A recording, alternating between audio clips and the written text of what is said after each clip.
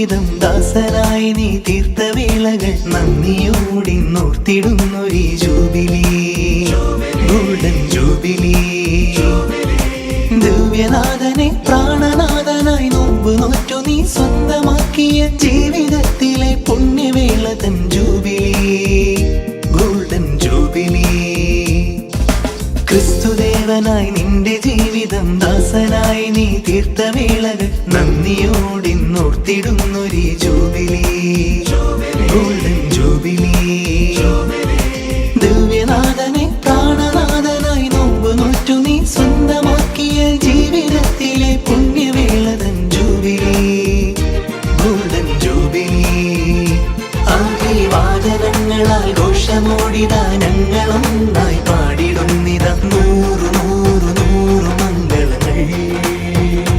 ആദിവാദനങ്ങളാൽ ഘോഷമോടിതാ ഞങ്ങളൊന്നായി പാടിടുന്നിത നൂറു നൂറു നൂറു മംഗളങ്ങൾ.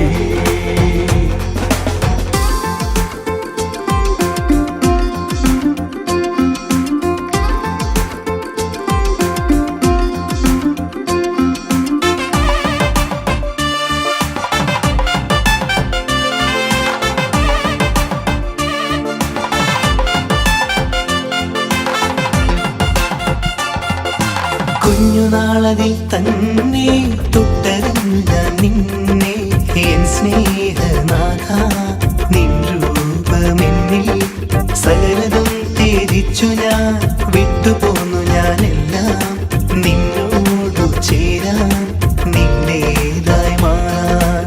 കർത്താവേ നീയാണെൻ മണവാളൻ, നിനക്കായെരിയും തിരി പോലെ ഉരുകി തീരും നിനക്കായി ഞാൻ എന്നും പിരിയാതെ കൂടി നിൽക്കും. ക്രിസ്തുദേവനായി നിന്റെ ജീവിതം ദാസനായി നീ തീർത്ത വേളകൾ നന്ദിയോടിന്നോർത്തിടുന്നൊരീ ജൂബിലി, ഗോൾഡൻ ജൂബിലി. ദിവ്യനാഥനെ പ്രാണനാഥനായി നോമ്പ് നോറ്റു നീ സ്വന്തമാക്കിയ ജീവിതത്തിലെ പുണ്യവേള തൻ ജൂബിലി, ഗോൾഡൻ ജൂബിലി. ക്രിസ്തുദേവനായി നിന്റെ ജീവിതം ദാസനായി നീ തീർത്ത വേളകൾ നന്ദിയോടിന്നോർത്തിടുന്നൊരീ ജൂബിലി, ഗോൾഡൻ ജൂബിലി. ദിവ്യനാഥനെ പ്രാണനാഥനായി നോമ്പ് നോറ്റു നീ സ്വന്തമാക്കിയ ജീവിതത്തിലെ പുണ്യവേള തൻ ജൂബിലി, ഗോൾഡൻ ജൂബിലി. ആദിവാദനങ്ങളാൽ ഘോഷമോടിതാ ഞങ്ങളൊന്നായി പാടിടുന്നിത നൂറു നൂറു നൂറു മംഗളങ്ങൾ. ആദിവാദനങ്ങളാൽ ഘോഷമോടിതാ ഞങ്ങളൊന്നായി പാടിടുന്നിത നൂറു നൂറു നൂറു മംഗളങ്ങൾ.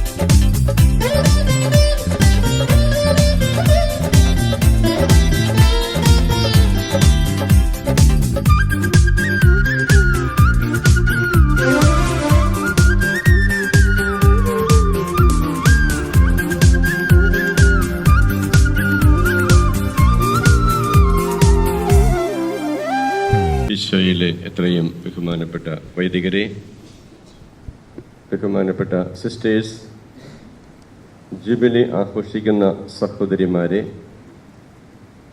പ്രിയപ്പെട്ട ജണ്ടാളമ്മ, പ്രൊവിൻഷ്യലമ്മമാർ, സ്നേഹമുള്ളവരെ, തിരുഹൃദയ സന്യാസിനി സമൂഹത്തെ സംബന്ധിച്ചിടത്തോളം സന്തോഷത്തിൻ്റെ, അഭിമാനത്തിൻ്റെ, സംതൃപ്തിയുടെ സുദിനമാണ്. 11 പ്രൊവിൻസുകളിൽ ശുശ്രൂഷ ചെയ്യുന്ന സിസ്റ്റേഴ്സ് ഇവിടെ ഒരുമിച്ച് വന്ന് ദൈവത്തിന് നന്ദി പറയുന്നു. നിങ്ങളുടെ കൂടെ നന്ദി പറയുവാൻ സാധിക്കുന്നത് എനിക്ക് സന്തോഷമുണ്ട്. തിരുഹൃദയ സന്യാസിനി സമൂഹവുമായിട്ട് 70 വർഷത്തെ ബന്ധമുണ്ട് എനിക്ക്. എന്ന് പറഞ്ഞാൽ ഞാൻ ജനിക്കുന്ന വർഷം തന്നെയാണ് ഞങ്ങളുടെ ഇടവകയിലെ സന്യാസി സമൂഹം ആരംഭിച്ചത്. അന്ന് മുതലുള്ള ബന്ധമുണ്ട്. എൻ്റെ അമ്മ വീട് മഠത്തിന് തൊട്ട് ചേർന്നുള്ളതാണ്. അതുകൊണ്ട് ആ വർഷം മുതലുള്ള ബന്ധം എനിക്കുണ്ടെന്ന് പറയാം. അതുകൊണ്ട് നിങ്ങൾ തീർച്ചയായിട്ടും ഒത്തിരിയേറെ നന്മ ലോകത്തിന് പ്രദാനം ചെയ്യുന്ന വ്യക്തികളാണെന്ന് എനിക്കറിയാം. ഇവിടെ നിങ്ങളോടൊപ്പം നന്ദി പറയുവാനായിട്ട് സാധിച്ചതിൽ സന്തോഷമുണ്ട്. 2015 ഞാനിവിടെ വന്നിരുന്നു ഇതുപോലെ തന്നെ നന്ദി പറയുവാനായിട്ട്. അതിനുശേഷം ഇപ്പോൾ ഈ വർഷം നിങ്ങളോടൊപ്പം ആയിരിക്കുന്നു. നിങ്ങളെല്ലാവരും സംതൃപ്താന്ന് ഞാൻ കരുതുന്നു, അല്ലേ? മുഖം കണ്ട് അങ്ങനെ തോന്നുന്നു. സന്തോഷമുള്ളവരാണ്. നിങ്ങൾ എത്രയോ സ്ഥലങ്ങളിലൂടെ ഈ 50 വർഷക്കാലം സഞ്ചരിച്ച് കാണും, അല്ലേ? എത്ര വിവിധ സ്ഥലങ്ങളിലൂടെ വിവിധ മിനിസ്ട്രി അല്ലെങ്കിൽ ശുശ്രൂഷകളിലൂടെ കടന്നുപോയി. എന്നിട്ട് ഇവിടെ വന്ന് ഒരുമിച്ചായിരിക്കുമ്പോൾ അതിൻ്റെ സന്തോഷമുണ്ട്. ഞാൻ വിചാരിക്കുന്നു, അന്ന് എന്നോട് രണ്ടാളും പറഞ്ഞതനുസരിച്ച് 4 പ്രൊവിൻസേ ഉണ്ടായിരുന്നുള്ളൂ എന്ന് പറഞ്ഞാൽ 50 വർഷം മുമ്പ്. ഇപ്പോൾ അത് 11 പ്രൊവിൻസായി.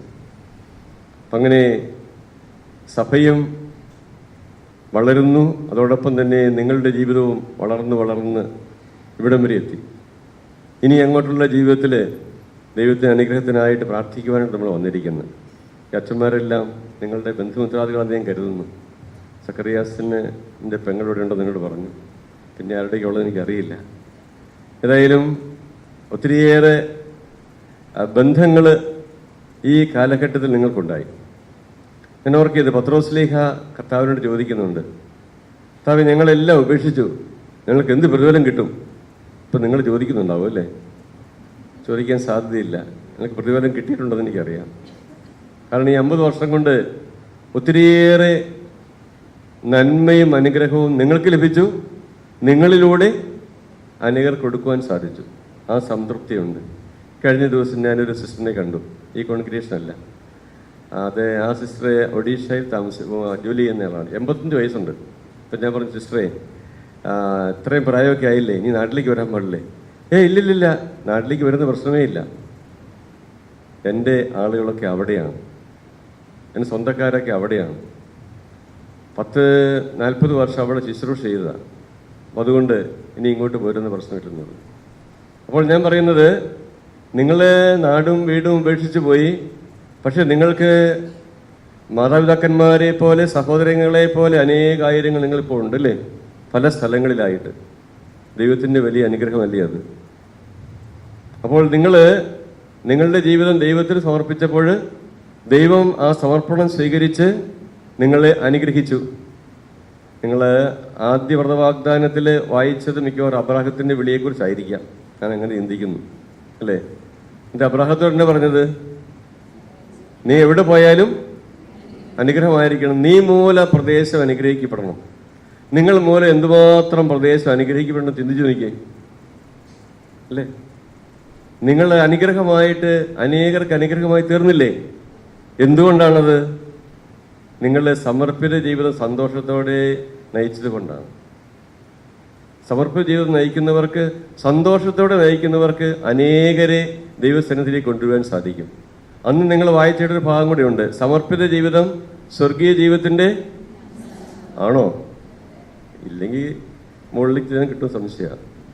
ഇവിടെ ഇത് അനുഭവിക്കാൻ സാധിക്കുന്നില്ലെങ്കിൽ മുകളിൽ ചെന്നാലും കിട്ടുന്ന സംശയമുണ്ട്. അപ്പം അതുകൊണ്ട് ഇവിടെ നമ്മൾ സ്വർഗീയ ജീവിതത്തിൻ്റെ മുന്നാസ്വാദനം നമ്മുടെ സമൂഹ ജീവിതത്തിലും നമ്മുടെ ശുശ്രൂഷകളിലും അനുഭവിക്കാൻ സാധിക്കുകയാണെങ്കിൽ തീർച്ചയായിട്ടും നമുക്ക് മുകളിൽ ചെല്ലുമ്പോഴും കിട്ടും. ഞാൻ ഓർക്ക് ചെയ്തത്, നിങ്ങൾ എന്തുമാത്രം കാര്യങ്ങൾ ചെയ്തിട്ടുണ്ടാകും. സ്കൂളുകളിലെ, കോളേജുകളിലെ, അതുപോലെ തന്നെ ഹോസ്പിറ്റലുകളിലെ, മറ്റ് സ്ഥാപനങ്ങളിലെ, ഇടവകളൊക്കെ എന്തോരം കാര്യങ്ങൾ ചെയ്തിട്ടുണ്ടല്ലേ. ഞാൻ ചിന്തിക്കുകയാണ്, ശിഷ്യന്മാരെ കർത്താവ് 72 പേരെ പലയിടത്തേക്കും പറഞ്ഞു വിട്ടു അല്ലേ.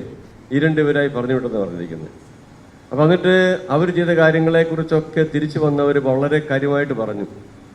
കർത്താവ് എന്നാ പറഞ്ഞവരോട്, നിങ്ങൾ ഇതിനെക്കുറിച്ച് അഭിമാനിക്കൊന്നും വേണ്ട, നിങ്ങളുടെ പേര് സ്വർഗത്തിൽ എഴുതിയിട്ടുണ്ടോ ഇല്ലയോ, ഇല്ലെങ്കിൽ ഇതുകൊണ്ടൊന്നും കാര്യമില്ല.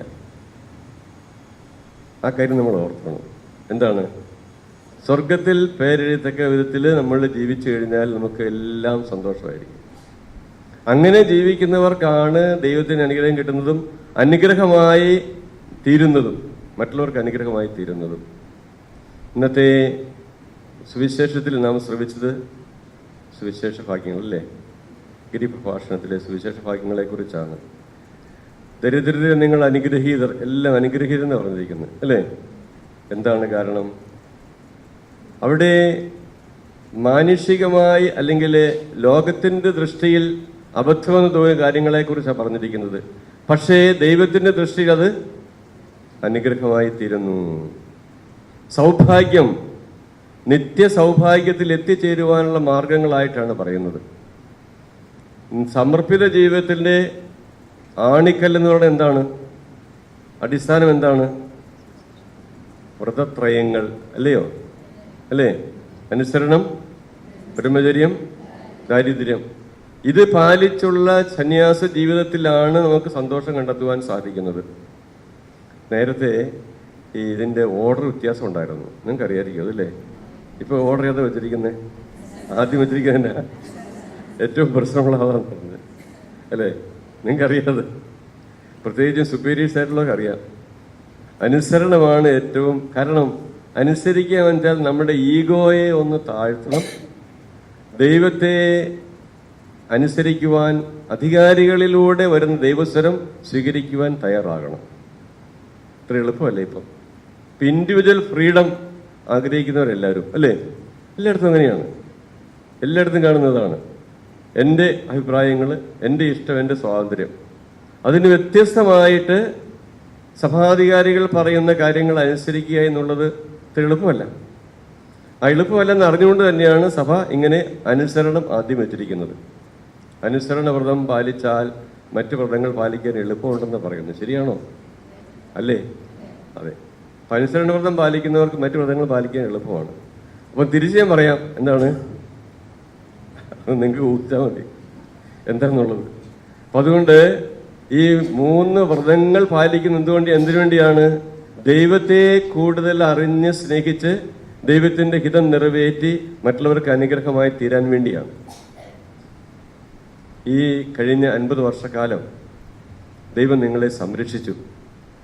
ആദ്യത്തെ വായനയിൽ നാം ശ്രമിച്ചത് 49-ാം വർഷം, 50-ാം വർഷം നിങ്ങൾ ജൂബിലിയായിട്ട് ആഘോഷിക്കണം. അപ്പം നിങ്ങൾ ബൈബിൾ അടിസ്ഥാനപ്പെടുത്തി തന്നെയാണ് ഇപ്പോൾ ആഘോഷിക്കുന്നത്.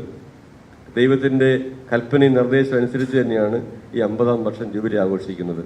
അവിടെ പ്രത്യേക കാര്യം പറഞ്ഞിട്ടുണ്ട്, ആ വർഷം അധ്വാനിക്കരുത്, എന്നാ പറഞ്ഞത്, വിത്ത് വിതയ്ക്കരുത്, കൊയ്യരുതെന്ന് പറഞ്ഞു. ഇപ്പം നിങ്ങൾ ഒന്നും ചെയ്യരുതെന്ന് ഉദ്ദേശിക്കുന്നില്ല കേട്ടോ, ഞാനങ്ങനെ പറഞ്ഞേക്കരുത്. പക്ഷെ കർത്താവ് പറഞ്ഞെന്താണ്? 6-ാം വർഷം നിങ്ങൾക്ക് സമർത്ഥമായി വിളവ് നൽകും. എന്തിനു വേണ്ടി? 3 വർഷത്തേക്കുള്ളത് കിട്ടുമെന്ന് പറഞ്ഞിരിക്കുന്നു. അപ്പൊ ദൈവത്തിന്റെ പരിപാലനം അനുഭവിക്കുവാനുള്ള ഏറ്റവും വലിയൊരു അവസരമാണ് ഈ ജൂബിലി അവസരം എന്നുള്ളത്. അതുപോലെ ദൈവത്തിന്റെ സംരക്ഷണത്തെക്കുറിച്ചാണ് യെശയ്യാ പ്രവാചകൻ പറഞ്ഞിരിക്കുന്നത്. ഞാൻ നിന്നെ അനാദി മുതൽ തിരഞ്ഞെടുത്തു, ഞാനാ തിരഞ്ഞെടുത്തത്, ഞാൻ നിന്റെ കൂടെ ഉണ്ടാകും. കൂടെ ഉണ്ടായിരുന്നോ? കർത്താവ് കൂടെ ഉണ്ടായിരുന്നോ? ആ കർത്താവ് കൂടെ ഉണ്ടായിരുന്നത് കൊണ്ട് നമുക്ക് എല്ലാ കാര്യത്തിലും സംരക്ഷണം കിട്ടി എന്നുള്ളതാണ്.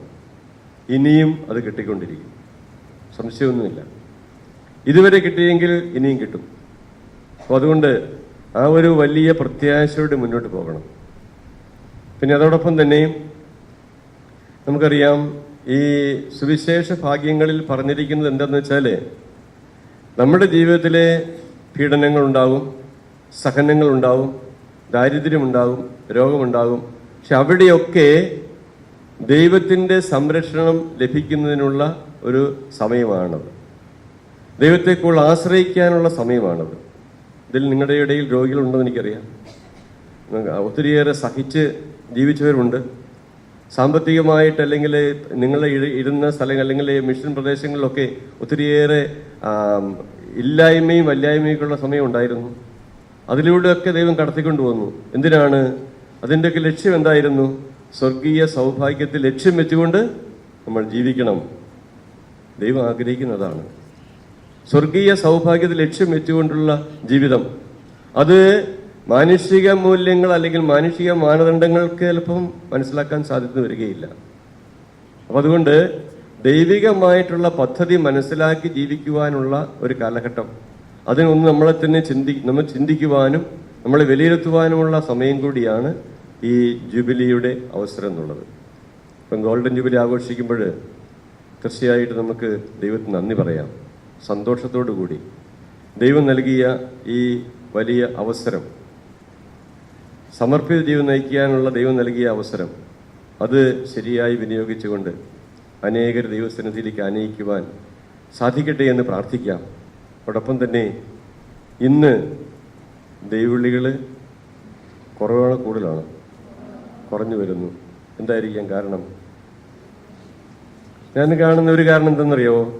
നമ്മൾ കർത്താവനല്ലേ, വിളവധികം വേലക്കാരോ ചുരുക്കം. വിളവുണ്ടാകണം, എന്ത് ചെയ്യണം? വിത്ത് വിതയ്ക്കണം. അവിടെ ചെറിയൊരു പ്രശ്നമുണ്ട്. നമ്മൾ വചനമാവുന്ന വിത്ത് വിതച്ചാൽ മാത്രമേ വിളവുണ്ടാവുകയുള്ളൂ. വിളവുണ്ടായാൽ മാത്രമേ കൊയ്ത്തുകാരുടെ ആവശ്യമുള്ളൂ. ഇപ്പോൾ പണ്ടത്തെ പോലെ വചനം വിതയ്ക്കുന്നുണ്ടോ ചിന്തിക്കാനുള്ളൊരു കാര്യമെന്നീ പറഞ്ഞേ ഉള്ളൂ.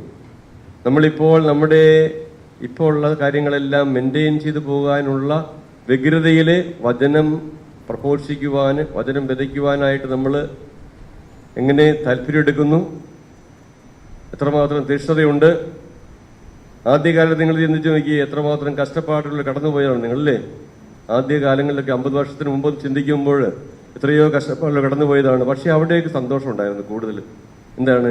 ജനങ്ങളുടെ കൂടെ നമ്മൾ സഞ്ചരിച്ച, ജനങ്ങളുടെ ത്യാഗങ്ങളിലും കഷ്ടപ്പാടുകളിലും സഹനങ്ങളിലും ഒക്കെ നമ്മൾ പങ്കുകാരായിരുന്നു. അതുകൊണ്ട് നമുക്ക് കൂടുതൽ സന്തോഷമുണ്ടായിരുന്നു. നമ്മുടെ പിറകെ കുട്ടികൾ വന്നിരുന്നു.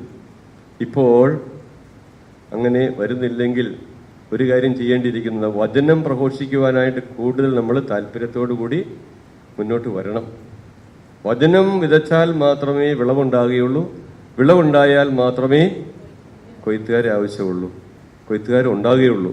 ഞാൻ ചോദിക്കട്ടെ, ഇപ്പം നോർത്ത് ഇന്ത്യയിൽ, നോർത്ത് ഈസ്റ്റിലും ഒഡീഷയിലും ജാർഖണ്ഡിലും ഒക്കെ ദൈവവിളി ഉണ്ടെന്ന് പറയുന്നു. ശരിയാണോ? ആഫ്രിക്കയിൽ ഉണ്ട്. എന്തുകൊണ്ട്? അവിടെ ഇപ്പോഴും ദൈവവചനം പ്രസംഗിക്കുന്ന നമ്മുടെ അച്ഛന്മാരും സിസ്റ്റേഴ്സും ആളുകളുമുണ്ട്. അതുകൊണ്ട് വചനം വിതച്ചാൽ മാത്രമേ വിളവുണ്ടാകുകയുള്ളൂ. ആ വിളവിനനുസരിച്ച് മാത്രമേ ജോലിക്കാരുണ്ടാവുകയുള്ളൂ. നമുക്കതിനുവേണ്ടി പ്രത്യേകമായിട്ട് പ്രാർത്ഥിക്കാം. അവിടെ നമ്മുടെ കുടുംബങ്ങളിൽ നിന്നും ദൈവവിളി ഉണ്ടാകാനായിട്ട് നമ്മൾ അവരെ പ്രോത്സാഹിപ്പിക്കണം, അവർക്ക് വേണ്ടി പ്രാർത്ഥിക്കണം. കുട്ടികളുമായി നല്ല ബന്ധമുണ്ടാകണം. ഇടവകയിലാണെങ്കിൽ ഇടവകയിലെ കുടുംബങ്ങളിലേക്ക് കടന്നു ചെന്ന് കുട്ടികളെ കാണുകയും അവരുമായി നല്ല ബന്ധമുണ്ടെങ്കിൽ മാത്രമേ നമുക്ക് ദൈവവിളിയിൽ അവരെ പ്രോത്സാഹിപ്പിക്കാൻ സാധിക്കുകയുള്ളൂ. നമ്മളെല്ലാവരും അങ്ങനെ തന്നെ വന്നതല്ലേ. ഏതെങ്കിലും ഒരു സിസ്റ്ററോ അല്ലെങ്കിൽ ഒരു അച്ഛനോ ഒക്കെ പറഞ്ഞിട്ടല്ലേ നമുക്ക് ഈ ദൈവവിളിയൊക്കെ ഉണ്ടെന്ന് തിരിച്ചറിയാൻ സാധിച്ചത്.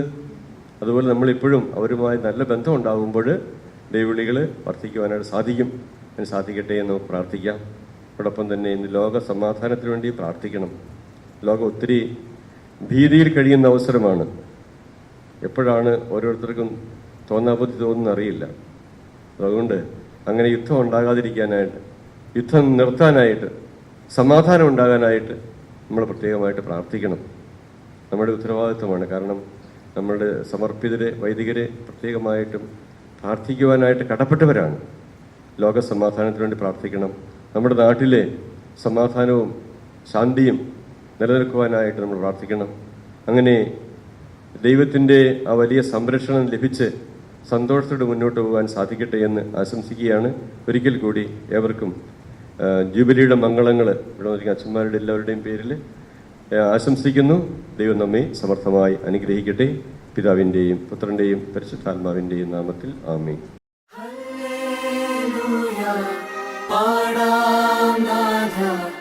ഈശോ നിന്നെ വാഴ്ത്താം.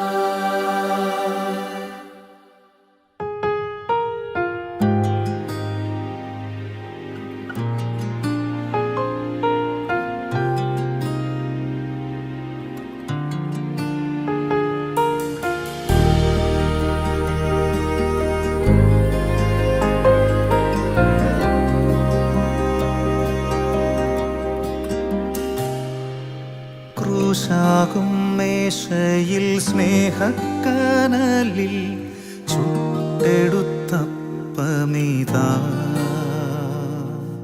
സ്വർഗം പാകം ചെയ്തപ്പമിതാ. ക്രൂശാകും മേശയിൽ സ്നേഹക്കനലിൽ ചുട്ടെടുത്തപ്പമിതാ, സ്വർഗം പാകം ചെയ്ത പവിതാ. കാണുന്നു ഓസ്തിയിൽ നാഥന്റെ മുഖം, കാണുന്നു ഓസ്തിയിൽ നാഥന്റെ സ്നേഹം. ഹല്ലേലൂയ പാടാം നാഥ, ഈശോ നിന്നെ വാഴ്ത്താം.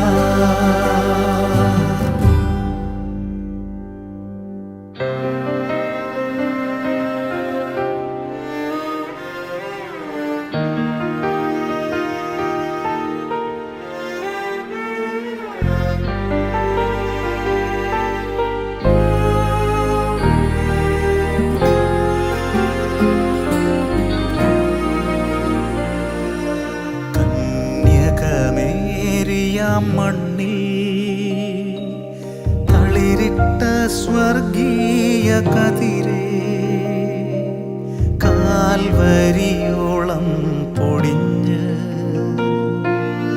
അപ്പമായി തീർന്നൊരു സുതനേ. സെറാഫുകളൊന്ന് യേശയ്യായി കേകിയ സ്വർഗീയ തീക്കനലല്ലോ, മാലാഖമാർക്കൊപ്പം വൈദികൻ കൈകളാൽ എന്നാവിലെത്തും കുർബാന. ഹല്ലേലൂയ പാടാം നാഥ, ഈശോ നിന്നെ വാഴ്ത്താം. ഹല്ലേലൂയ പാടാം നാഥ, ഈശോ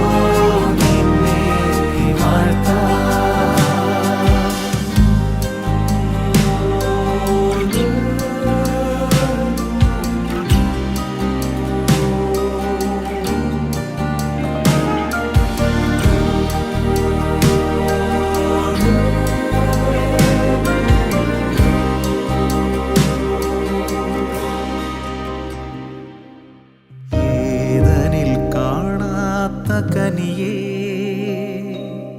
മരുഭൂവിൽ പെയ്യാത്ത മന്നയേ. ഈശോതൻ സ്നേഹ പൂക്കാലമെങ്ങും തീർത്തിടുവാൻ നേരുന്നു ഞങ്ങൾ പ്രാർത്ഥനയോടെ ആശംസകൾ. ഈശോതൻ സ്നേഹ പൂക്കാലമെങ്ങും തീർത്തിടുവാൻ നേരുന്നു ഞങ്ങൾ പ്രാർത്ഥനയോടെ ആശംസകൾ. ഈ പുണ്യവഴിയിൽ നിറദീപമായി നാഥൻ വന്നിടട്ടെ, മാധ്യസ്ഥയായി എന്നും വാത്സല്യമൂറുന്ന നൽതായയും. ഹല്ലേലൂയ ഹല്ലേലൂയ മംഗളഗീതികളൊന്നായി പാടി ജൂബിലി വത്സര ഭാവുകമേകാം നന്മകളേകിയ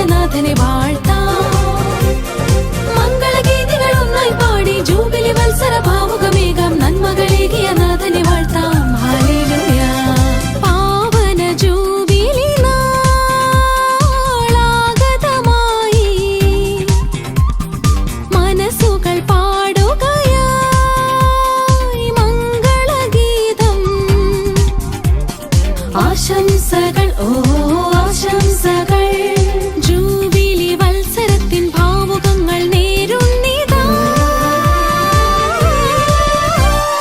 മംഗളഗീതികൾ ഒന്നായി പാടി ജൂബിലി വത്സര ഭാവുകമേകാം നന്മകളേകിയ നാഥനെ വാഴ്ത്താം മംഗളഗീതികൾ ഒന്നായി പാടി ജൂബിലി വത്സര ഭാവുകമേകാം നന്മകളേകിയ നാഥനെ വാഴ്ത്താം ഹല്ലേലൂയ മംഗളഗീതികൾ ഒന്നായി പാടി ജൂബിലി വത്സര ഭാവുകമേകാം നന്മകളേകിയ നാഥനെ വാഴ്ത്താം മംഗളഗീതികൾ ഒന്നായി പാടി ജൂബിലി വത്സര ഭാവുകമേകാം നന്മകളേകിയ നാഥനെ വാഴ്ത്താം ഹല്ലേലൂയ.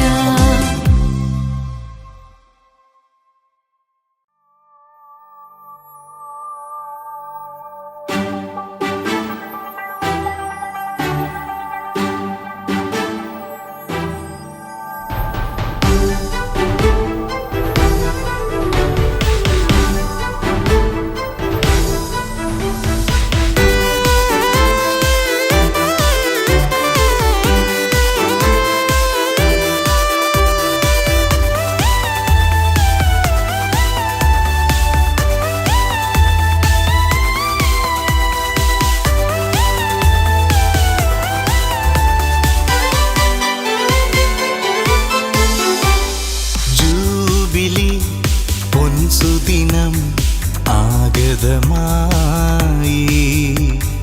അനുഗ്രഹത്തിൻ വരമാരി ചൊരിയുകയായി ജൂബിലി പൊൻസുദിനം ആഗതമായി അനുഗ്രഹത്തിൻ വരമാരി ചൊരിയുകയായി അണിയായി ജനങ്ങൾ നിറചേർന്നു പാടി ജൂബിലി ആമോദത്താലൊന്നായി പാടി ജൂബിലി അണിയായി ജനങ്ങൾ നിറചേർന്നു പാടി ജൂബിലി ആമോദത്താലൊന്നായി പാടി ജൂബിലി ജൂബിലി ജൂബിലി സുവർണ ജൂബിലി ജൂബിലി ജൂബിലി സുവർണ ജൂബിലി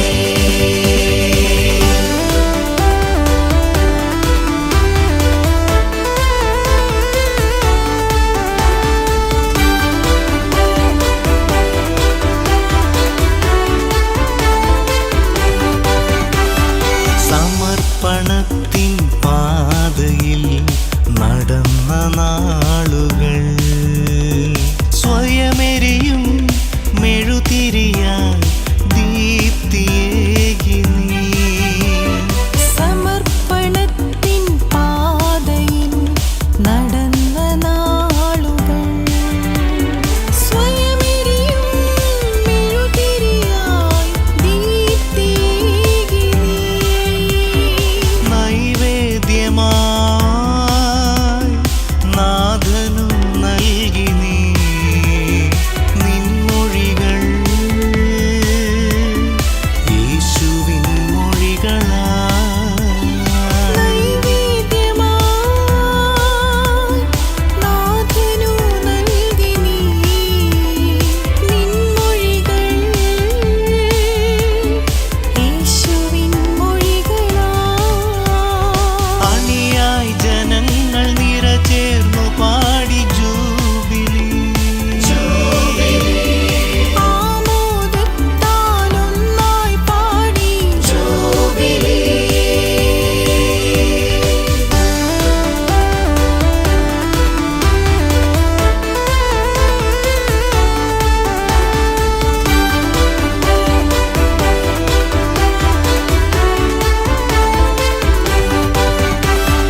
തിരുസഭതൻ മുത്തായി നീ വിളങ്ങിടും സുദിനം നാടെങ്ങും സുവിശേഷം പകർന്നിടും നിമിഷം തിരുസഭതൻ മുത്തായി നീ വിളങ്ങിടും സുദിനം നാടെങ്ങും സുവിശേഷം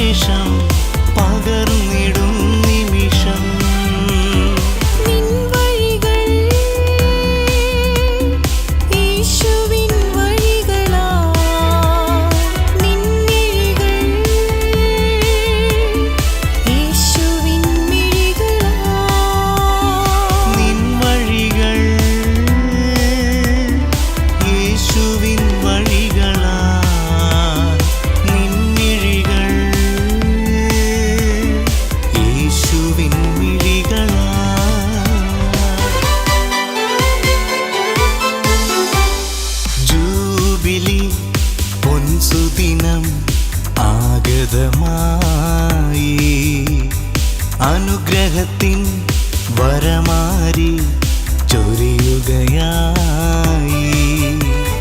ജൂബിലി പൊൻസുദിനം ആഗതമായി അനുഗ്രഹത്തിൻ വരമാരി ചൊരിയുകയായി. അണിയായി ജനങ്ങൾ നിറചേർന്നു പാടി ജൂബിലി, ആമോദത്താലൊന്നായി പാടി ജൂബിലി. അണിയായി ജനങ്ങൾ നിറചേർന്നു പാടി ജൂബിലി, ആമോദത്താലൊന്നായി പാടി ജൂബിലി. ജൂബിലി ജൂബിലി സുവർണ ജൂബിലി, ജൂബിലി ജൂബിലി സുവർണ ജൂബിലി.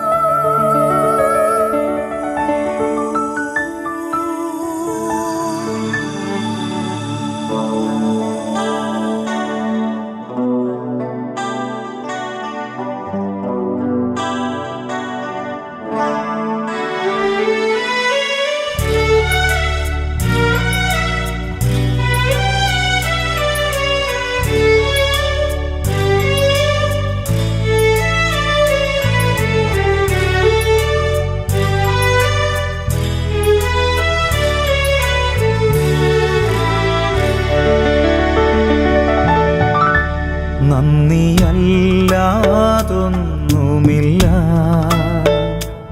എൻ്റെ നാവിൽ ചൊല്ലിടുവാൻ, സ്തുതിയല്ലാതൊന്നുമില്ല എൻ്റെ ഹൃദയത്തിലുയർന്നിടുവാൻ, സ്തോത്രമല്ലാതൊന്നുമില്ല നിനക്കായി ഞാൻ സമർപ്പിക്കുവാൻ. യേശുവേ നിൻ സ്നേഹമതോ വർണ്ണിച്ചിടുവാൻ സാധ്യമല്ലേ. സ്തുതി സ്തുതി